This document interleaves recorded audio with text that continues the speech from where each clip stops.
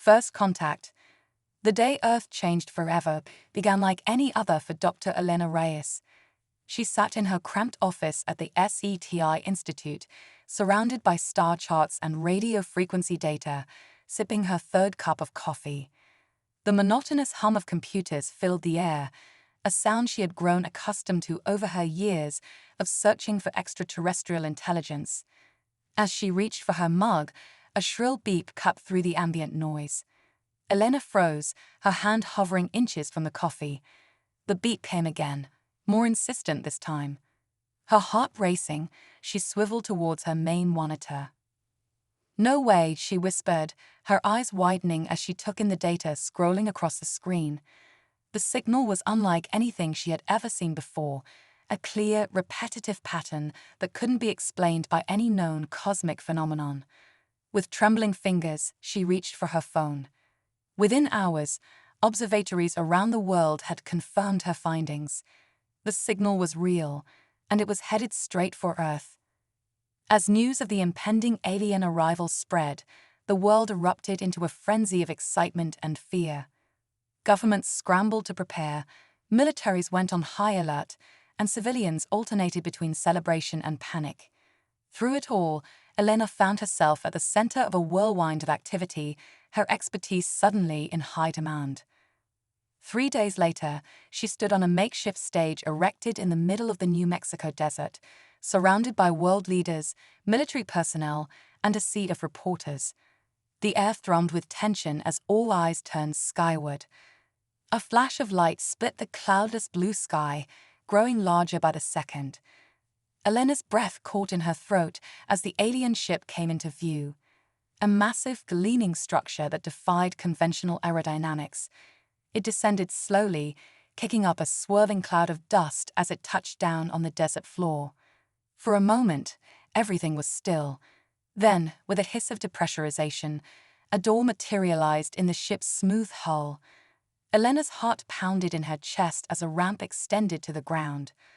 The first alien to emerge was tall and slender, with iridescent skin that shimmered in the sunlight. Its large, multifaceted eyes swept over the assembled crowd, pausing briefly on Elena. She felt a chill run down her spine, a mixture of awe and primal fear. The alien raised a long-fingered hand in what seemed to be a gesture of peace. "Greetings, people of Earth," it said, its voice resonating in Elena's mind rather than her ears. "We are the Zarkane, and we come in peace." As the initial shock wore off, the real work began. Elena found herself part of the team tasked with communicating with the Zarkane.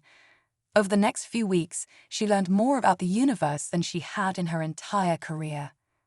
The Zarkane, it turned out, were part of a vast galactic community. Hundreds of species coexisted, trading knowledge and resources across the stars. Earth, they explained, had been quarantined until now, a common practice for developing worlds. But as Elena and her colleagues delved deeper into the wealth of information the Zarkane shared, they discovered something unsettling.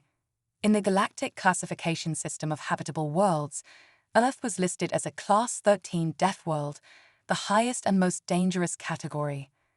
There must be some mistake, Elena argued during a tense meeting with the Zarkane representatives. "Sure, our planet has its challenges, but it's not that bad." The lead alien, whom Elena had come to know as Silos, tilted its head in a gesture she had learned indicated curiosity. "Dr. Reyes, you misunderstand. It's not just your planet's natural hazards that contribute to this classification. It's your species itself." Elena blinked in confusion. "What do you mean?" Silos activated a holographic display showing a dizzying array of data. "Humans are unlike any species we've encountered.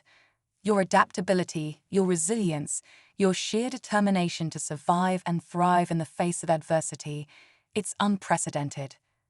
As Silos explained, Elena's mind reeled. According to galactic standards, humans were capable of withstanding conditions that would kill most other sentient species. Our ability to survive extreme temperatures, our resistance to radiation, even our capacity to eat foods that would be toxic to other life forms, all of it contributed to our fearsome reputation.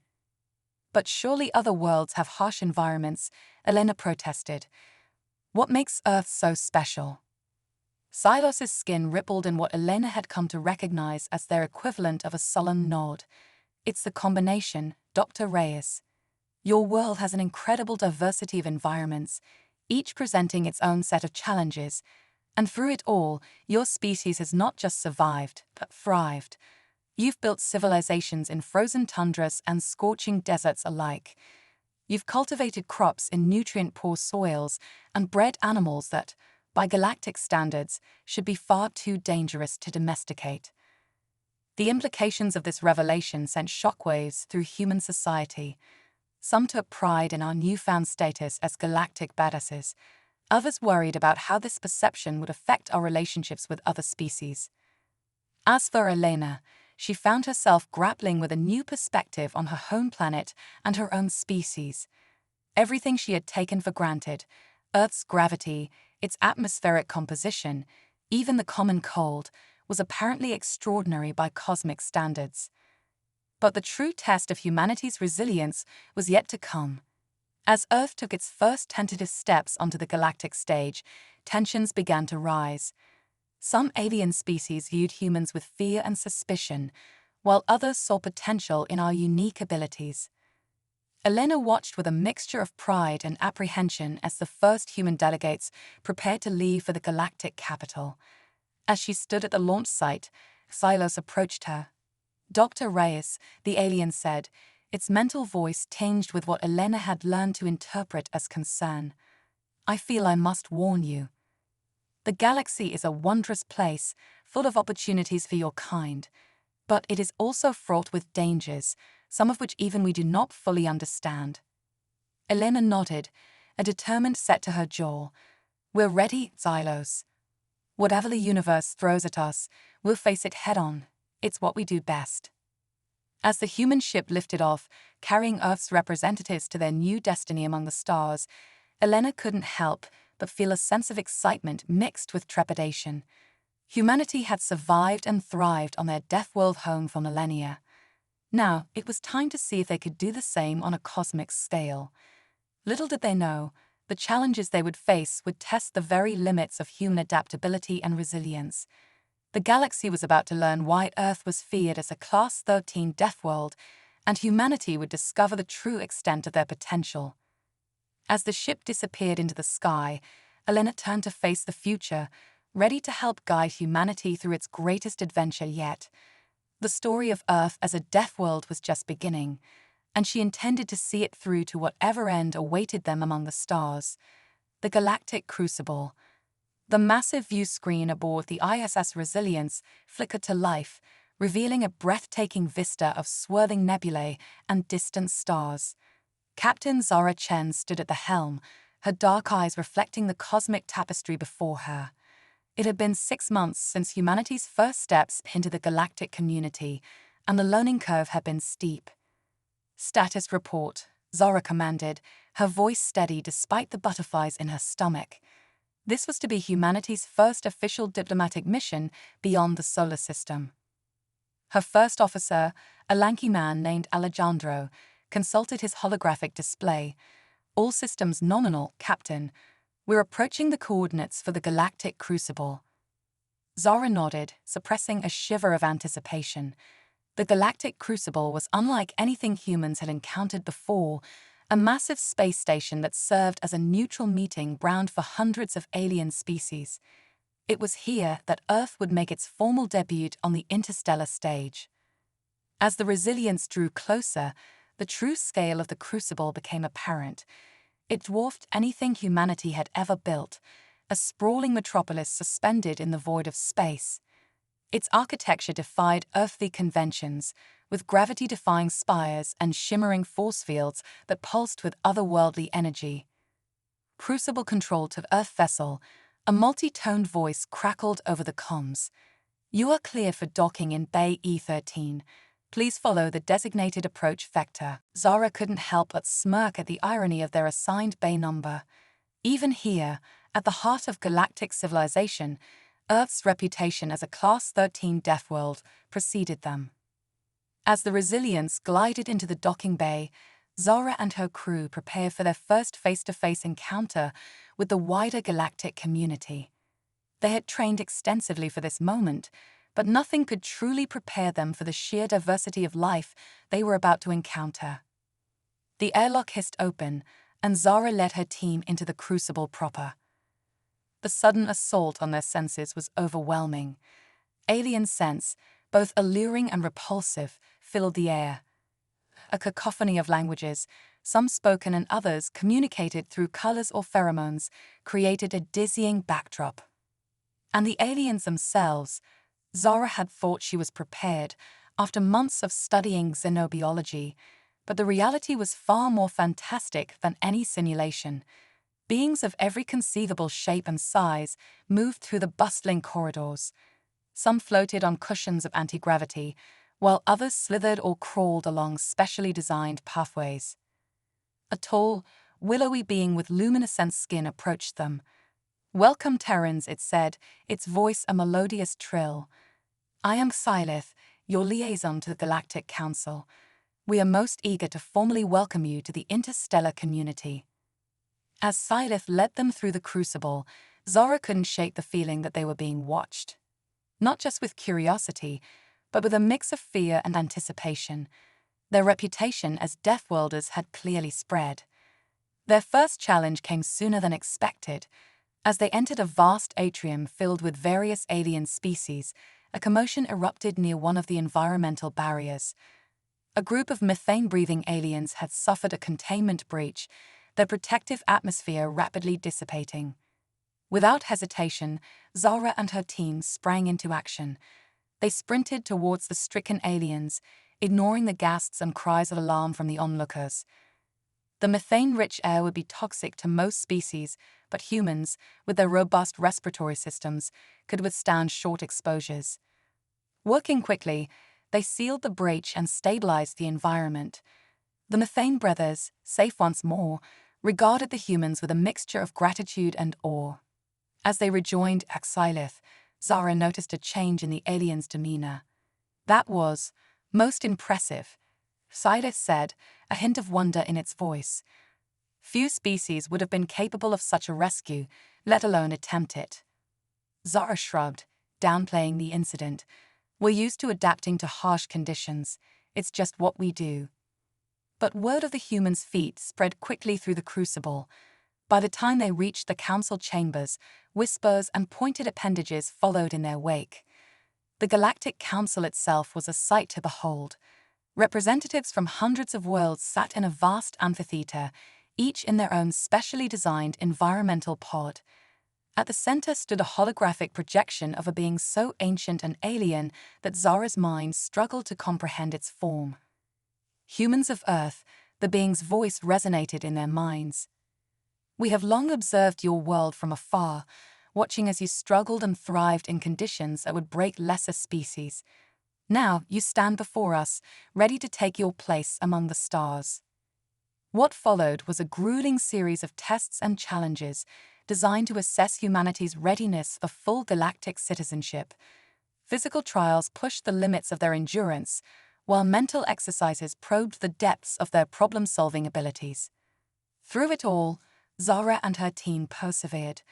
They navigated toxic swamps that would have dissolved most species, solved logic puzzles that had stumped some of the galaxy's greatest minds, and even managed to broker peace between two warring factions in a simulated diplomatic crisis. But their greatest challenge came in the form of the cosmic crucible, a rite of passage that every species must face before being granted full status in the galactic community. Zara found herself in a featureless white room, facing a shimmering portal. "Beyond this threshold lies your final test," the voice of the ancient being explained. "You must confront that which you fear most, not just as an individual, but as a species. Many have failed. Some have been driven mad. Are you prepared?" Taking a deep breath, Zara stepped through the portal. What she experienced defied description, a psychic journey through the collective fears and traumas of humanity. She witnessed the horrors of war, the specter of global catastrophe, the existential dread of cosmic insignificance. But with each nightmarish vision, she also saw humanity's indomitable spirit, the compassion that bloomed even in the darkest times, the creativity that found solutions to impossible problems, the sheer, stubborn determination to survive and thrive against all odds. When Zara emerged, hours or perhaps days later, she was changed. She saw her crewmates, each bearing the same haunted yet resolute expression. They had faced the worst the universe could throw at them, and they had endured. The ancient being's voice filled the chamber once more, tinged with what might have been respect. Humans of Earth, you have proven yourselves worthy. Your species' capacity for adaptation, for facing the unknown with courage and ingenuity, is unparalleled. We formally recognize Earth's status and welcome you as full members of the galactic community. As cheers erupted from the assembled aliens, Zara felt a swell of pride. They had done it. Humanity had taken its first true steps into a larger universe. But even as they celebrated, a nagging doubt lingered in the back of Zara's mind. They had proven themselves, yes, but at what cost? And what new challenges awaited them in this vast, unknowable cosmos? Little did they know, their greatest test was yet to come, for in the shadows of the galaxy, ancient forces stirred, awakened by humanity's emergence. The true reason for Earth's classification as a Deathworld was about to be revealed, and it would shake the very foundations of the galactic order. As the Resilience prepared for its journey back to Earth, carrying news of their triumph, Zara gazed out at the star-studded expanse. Whatever lay ahead, she knew one thing for certain: humanity was ready to face it head-on. The Deathworld phenomenon. The holographic display flickered to life in the dimly lit Situation Room of the United Earth Defense Force headquarters. Admiral Kira Yoshida, a battle-hardened veteran with cybernetic enhancements gleaming at her temples, studied the galactic map with intense focus. Red dots pulsed ominously across the projection, each representing a conflict zone where humanity's unique abilities had turned the tide of battle. "The swarm is advancing faster than we anticipated," Kira muttered, her augmented eyes zooming in on a cluster of systems near the Orion Arm. "We need to deploy the Deathworld Brigade." Her second-in-command, a towering Martian named Dex, raised an eyebrow. "Are you sure that's wise, Admiral? The other species are already wary of our capabilities. Unleashing the full might of Earth's elite could spark a diplomatic incident." Kira's cybernetic hand clenched into a fist. "We don't have a choice. The swarm isn't just a threat to humanity. It's a plague that will consume the entire galaxy if left unchecked. Sometimes you need a monster to fight a monster." As if on cue, the doors to the Situation Room hissed open. In strode Commander Zara Chen, her once pristine uniform now adorned with alien symbology and scarred armor plates. The years since humanity's induction into the galactic community had changed her, hardened her. "Reporting as ordered, Admiral," Zara said, saluting crisply. "The Deathworld Brigade stands ready." Kira nodded grimly. "At ease, Commander. You've seen the reports. The swarm has adapted to every conventional tactic the Galactic Alliance has thrown at it. It's time to show them what Earth's finest can do." Zora's eyes gleamed with a mix of anticipation and something darker, a hunger for battle that had become all too familiar among human soldiers. "We won't let you down, Admiral. The swarm is about to learn why Earth is feared as a Class 13 Deathworld." As Zara left to prepare her troops, Kira turned back to the holographic display. "Dex, initiate Operation Thunderbolt. I want the Deathworld Brigade deployed to these coordinates within the hour." Dex hesitated for a moment, then nodded. "Aye, Admiral.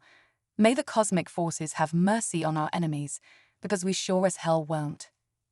Across the galaxy, on worlds of fire and ice, in the void between stars and the crushing depths of gas giants, the call went out. The Deathworld Brigade, an elite force of Earth's most adaptable and lethal warriors, assembled for battle. There was Ava Rodrigues, a Brazilian soldier who had survived 3 weeks in the toxic jungles of Xenon Prime with nothing but a combat knife and sheer willpower. Her body, pushed to its limits and beyond, had adapted to metabolize alien toxins, turning them into a weapon. Alongside her stood Nikolai Volkov, a Russian combat engineer whose exposure to exotic radiation had awakened latent psychic abilities. He could bend the fabric of space-time itself, creating localized gravity wells that crushed enemy ships like tin cans. The team's heavy weapons specialist was Amara Okafor, a Nigerian powerhouse whose bones had been laced with an experimental alien alloy. She could withstand forces that would liquefy most organic beings, wielding siege weapons as easily as others handled pistols. Rounding out the squad was Dr. Elias Chen, Zora's younger brother and a xenobiologist of unparalleled brilliance. His understanding of alien physiology made him both a master of battlefield medicine and a terrifying creator of biological weapons. As the Deathworld Brigade's ship, ominously named the Terran Nightmare, dropped out of faster-than-light travel at the edge of the conflict zone, Zara addressed her team. Men and women of Earth, you've all seen the horrors this galaxy can unleash. You've faced challenges that would break lesser species. But make no mistake, what we're about to face is unlike anything we've encountered before.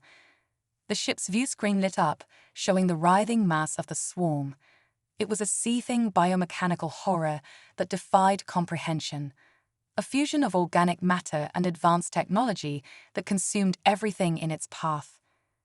The swarm adapts to every strategy, assimilates every technology it encounters, Zara continued, her voice hard. But it's never faced anything like us. We are the children of Earth, forged in the crucible of a world that should have killed us 1,000 times over. We are the nightmare that keeps other species awake at night, and today we unleash hell. As the Terran Nightmare plunged into the heart of the swarm, the galaxy held its breath. What followed was a battle that would be spoken of in hushed whispers for millennia to come. Ava moved like a toxic whirlwind, her sweat and blood becoming a corrosive mist that ate through the swarm's biomechanical shells. Nikolai warped space itself, creating gravitational lenses that focused the energy of distant stars into searing beams of destruction. Amara waded into the thickest concentrations of enemies, her augmented frame shrugging off attacks that would have vaporized starships. With each swing of her gravity hammer, entire swathes of the swarm were reduced to cosmic dust. And through it all, Elias worked tirelessly, patching up his comrades with improvised treatments and unleashing tailored viruses that turned the swarm's adaptability against itself. But even as they tore through the enemy ranks, Zara couldn't shake a growing sense of unease. The swarm was learning, evolving with each passing moment. It was almost as if, fall back. Zara suddenly screamed into the comm channel. Everyone, back to the ship now. Her team reacted instantly, their trust in her leadership absolute. As they retreated, the truth became horrifyingly clear. The swarm wasn't just adapting. It was assimilating human DNA, human adaptability. Before their eyes, new forms began to emerge from the roiling mass of the swarm. Hybrid creatures that combined the relentless hunger of the hive mind with the indomitable spirit of humanity. As the Terran Nightmare blasted away from the battlefield, Zara's mind raced. They had won the battle, but at what cost? Had they just unleashed an even greater threat upon the galaxy? Back at Earth Defense Force headquarters, Admiral Kira Yoshida perceived Zara's report with growing dread. The holographic display now showed a new threat spreading across the galaxy, a swarm enhanced with humanity's unique traits. By all the stars, Dex whispered, his face pale. What have we done? Kira's cybernetic implants whirred as she processed the implications. We've changed the game, she said grimly. For better or worse, the galaxy will never be the same. As alarms blared and the Defense Force mobilized for what promised to be the fight of their lives, one thing became crystal clear. The true nature of Earth's classification as a Class 13 Deathworld was about to be revealed, and it would shake the foundations of the galaxy itself. The quantum nexus. The air crackled with tension in the subterranean war room of Earth's last stronghold. Holograms flickered, displaying real-time battle data from across the galaxy. Admiral Kira Yoshida, her cybernetic implants glowing an ominous red, addressed the assembled leaders of humanity's remaining forces. "The swarm-human hybrid has pushed us to the brink," she began, her voice steely. "But we have one last card to play. Project Nexus is ready." A collective gasp rippled through the room. Project Nexus was more myth than reality to most, a desperate gambit that pushed the boundaries of science and morality alike. Dr. Elias Chen stepped forward, his once youthful face now etched with lines of worry and determination. "Ladies and gentlemen, what I'm about to show you will change everything we thought we knew about our place in the universe." With a gesture, he activated a holographic display. A pulsing, multidimensional construct appeared, a lattice of energy that seemed to defy the laws of physics. "This is the quantum nexus," Elias explained. "A network of entangled particles that spans not just our galaxy, but potentially the entire universe. We've discovered that Earth, our Class 13 Deathworld, sits at a crucial junction of this network."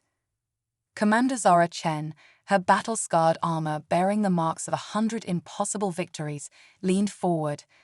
"What does this mean for the war effort, brother?" Elias's eyes gleamed with a mixture of excitement and fear. "It means, dear sister, that we can tap into the fundamental forces of reality itself. The reason Earth is classified as a death world isn't just because of its harsh conditions or our adaptability. It's because our planet is a nexus of cosmic power, and we've evolved to harness it." Admiral Yoshida nodded grimly. "And now we're going to weaponize it.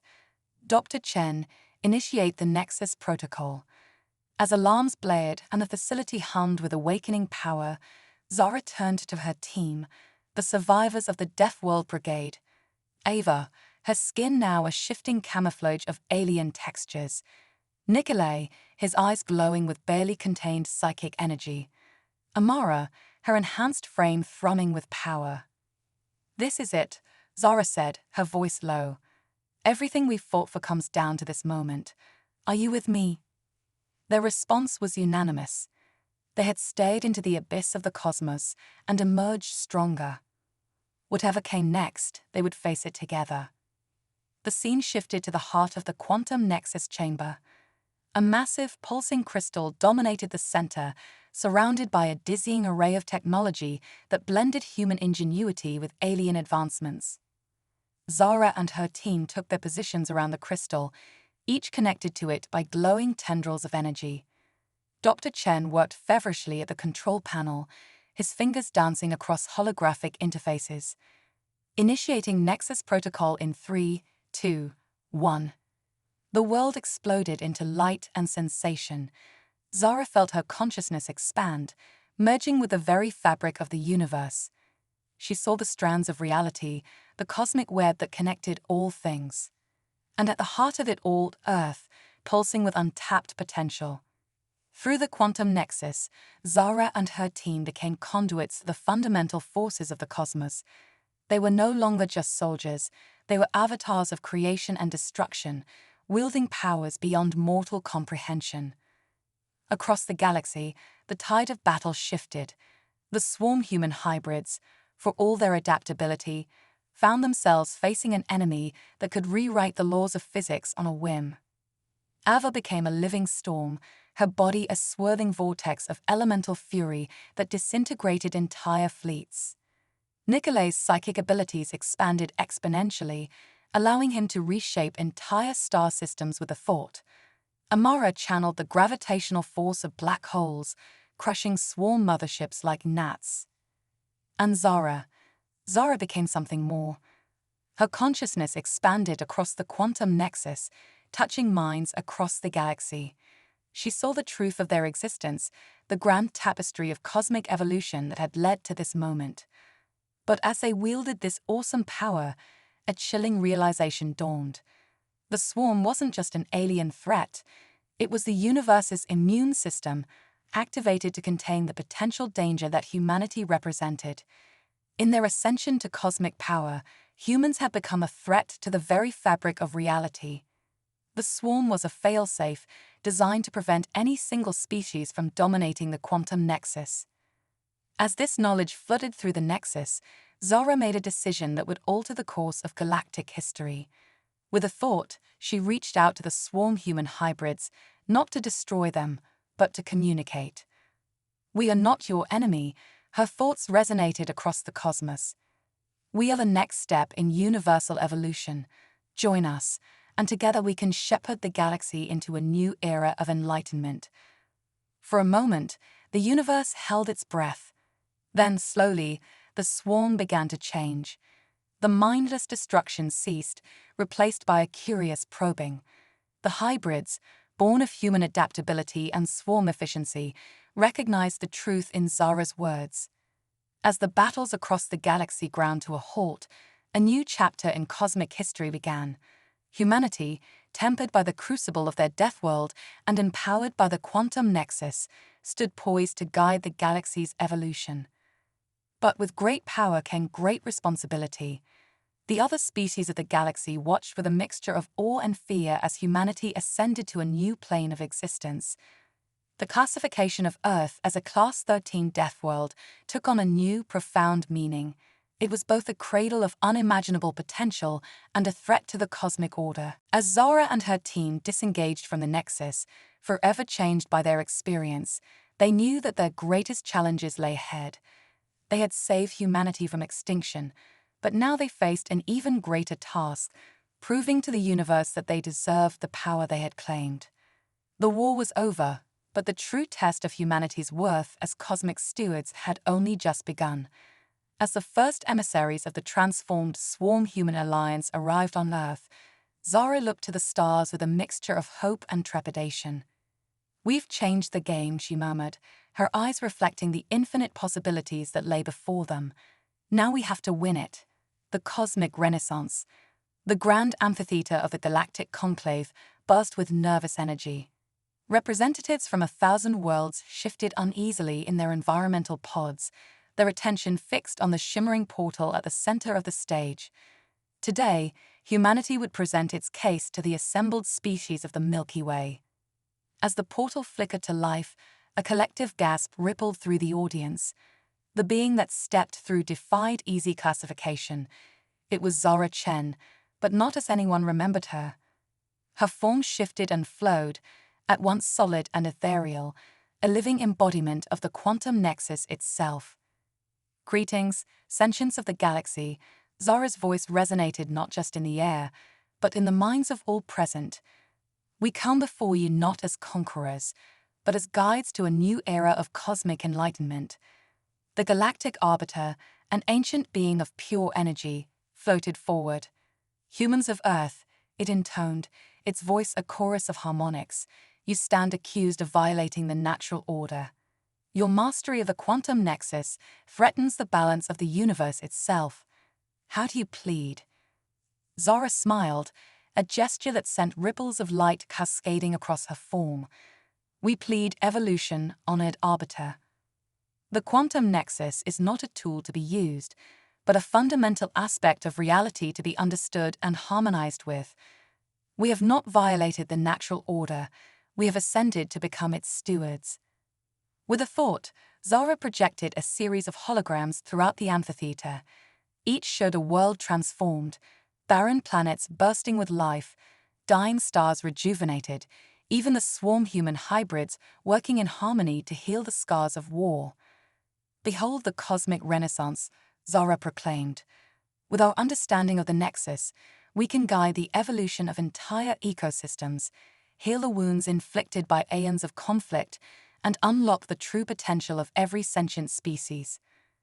The assembled representatives murmured in a mixture of awe and suspicion. A Zarkane delegate floated forward, its iridescent skin shimmering with skepticism. "Pretty words and prettier illusions, human. But how can we trust a species born of a death world with such power?" Zara's form pulsed with empathy. "It is precisely because we come from a death world that we are suited for this role. Earth's harsh conditions forged us into adaptable, resilient beings. We faced extinction 1,000 times over and emerged stronger each time. Now, We offer that strength to the galaxy." She gestured, and a new hologram appeared, a representation of the quantum nexus itself, a vast web of energy connecting every point in the universe. The nexus is not just a source of power, but of knowledge. Through it, we've glimpsed the true nature of reality and our place within it. The hologram zoomed in, revealing Earth at a crucial junction of the cosmic web. Our world was never just a death world. It was a crucible, designed by the universe itself to produce beings capable of shepherding the next stage of cosmic evolution. A ripple of shock passed through the audience. The implications were staggering. If Earth was indeed a deliberate creation, then humanity's ascension was not just possible, but inevitable. The galactic arbiter's form flickered with intense deliberation. "You speak of guiding evolution of healing worlds, but what of free will? Would you reshape all sentient life in your image?" Zara shook her head, sending cascades of quantum energy rippling through the air. "No, our goal is not to dictate, but to elevate. Through the Nexus, we can offer every species the chance to reach their full potential, to evolve along their own unique paths." To demonstrate, Zara reached out with her consciousness, touching the minds of every being in the amphitheater. In that moment, they all glimpsed the infinite possibilities that lay before them, the power to transcend their physical limitations, to commune with the cosmos itself. As the vision faded, the atmosphere in the amphitheater had changed. Fear and suspicion gave way to wonder and hope. Species that had been bitter enemies for millennia now looked at each other with new understanding. The galactic arbiter's form pulsed with what might have been approval. "Humans of Earth, you have presented a compelling case. But the power you wield is too great for any one species to control. What assurances can you offer?" Zara's form solidified, becoming more recognizably human. "We do not seek to control the Nexus, but to serve as its custodians. We propose the formation of a new governing body, the Cosmic Council, with representatives from every sentient species. Together, we will guide the galaxy into this new age of enlightenment." As murmurs of agreement spread through the amphitheater, Zara continued, "But we offer more than just words. We invite any who wish to join us in exploring the true potential of the Nexus. Let us learn and grow together as a united galactic community." The galactic arbiter's form expanded, enveloping the entire amphitheater in a cocoon of energy. The decision is made. Humanity's ascension is recognized, and the formation of the Cosmic Council is approved. Let the cosmic renaissance begin. Cheers erupted from 1,000 worlds as the barriers between species quite literally dissolved. The age of isolation and fear was over. A new era of cosmic cooperation and boundless potential had dawned. As the celebrations began, Zara felt a tug at the edge of her consciousness. Through the Nexus, she sensed a stirring in the vast emptiness between galaxies. Something ancient and powerful had taken notice of the changes in the Milky Way. With a mixture of excitement and trepidation, Zara realized that humanity's journey was far from over. The cosmic renaissance was just the beginning. The true test of their worth as universal stewards lay in the challenges ahead. As if in response to her thoughts, a pulse of energy rippled through the Nexus, carrying a message from beyond the galactic rim. "Prepare yourselves, children of Earth. The trial of the cosmic architects awaits." The multiversal paradigm. The Cosmic Council chamber hummed with anticipation. Zara Chen, now a being of pure quantum energy, stood at the center, surrounded by representatives from across the Milky Way. The message from beyond the galactic rim had sent shockwaves through their newly united civilization. "The cosmic architects," Zara began, her voice resonating through the quantum fabric of reality itself. "We've deciphered their message. They're not just extragalactic beings, they're the guardians of the multiverse itself."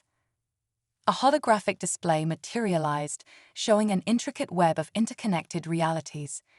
Each strand represented a different universe, pulsing with unique energy signatures. Dr. Elias Chen, his form now a swirling vortex of data and consciousness, stepped forward. we've discovered that our mastery of the quantum nexus has implications far beyond our own universe. We've become a cosmic wildcard, a force that could either stabilize or destabilize the entire multiverse. The assembled council members murmured in awe and trepidation. Ava, once a toxic warrior, now the living embodiment of adaptive evolution, spoke up. So what's this trial the architects mentioned? Another test of our worth. Zara's form shimmered with determination. It's more than that. It's a chance to prove that our ascension wasn't a cosmic fluke, that humanity, born from the crucible of a Deathworld, has a unique role to play in the grand tapestry of existence. Suddenly, the chamber shook. Reality itself seemed to warp and bend.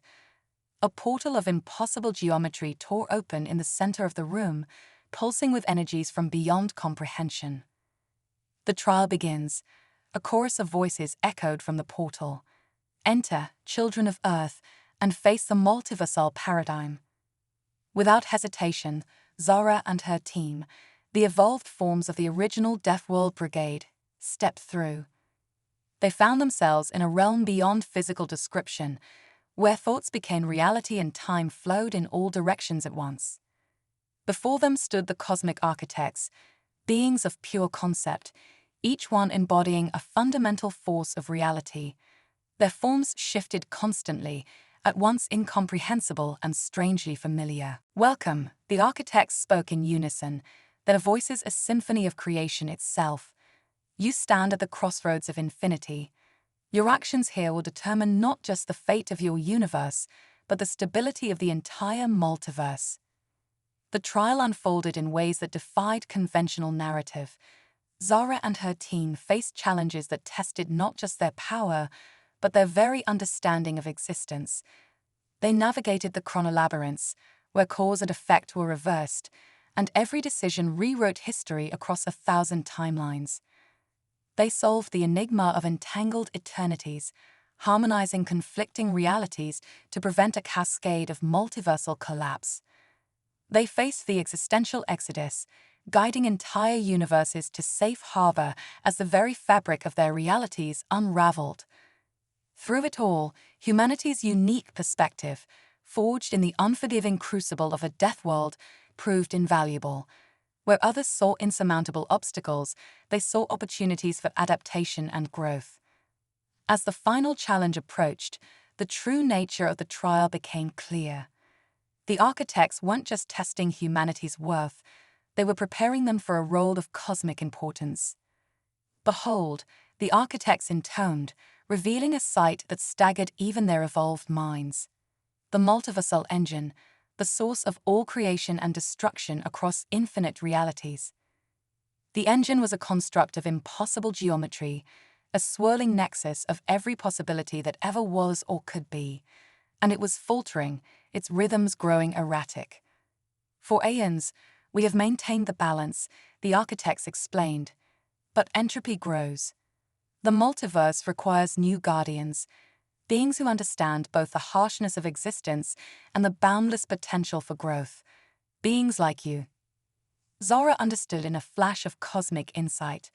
Earth's classification as a Deathworld, humanity's improbable evolution, their mastery of the quantum nexus, it had all been preparation for this moment. With newfound purpose, Zara and her team approached the multiversal engine. They didn't just interface with it, they became one with it, their evolved consciousness expanding to encompass the entirety of multiversal existence. In that moment of infinite connection, they saw everything, every life, every world, every universe that ever was or could be. They felt the ebb and flow of reality itself, the delicate balance between creation and destruction. And they understood their role, not as conquerors, not as mere guardians, but as cultivators of infinite potential. As they merged with the engine, reality itself shuddered and realigned. The faltering rhythms stabilized, pulsing with new vitality. Across countless universes, new possibilities blossomed. The architects, their purpose fulfilled, began to fade. The multiversal paradigm is yours to shape now, they said, their voices growing distant. Remember your roots, children of the Deathworld. In the harshest crucible, the strongest spirits are forged. As the architects vanished, Zara and her team, now one with the multiversal engine, faced the infinite expanse of creation. They were no longer merely human, no longer bound by the limits of a single universe. They had become the caretakers of all possibility, the shepherds of cosmic evolution itself. From the depths of a Deathworld, humanity had risen to become the guardians of the multiverse. Their journey had only just begun, but one thing was certain: the cosmos would never be the same again. As new universes sparked into existence under their watchful guidance, a thought echoed across the infinite expanse of the multiverse. From death, life. From struggle, strength. From a single world, infinite possibilities. The era of the cosmic cultivators had begun. End of the shocking truth: why Earth is feared as a Class 13 Deathworld.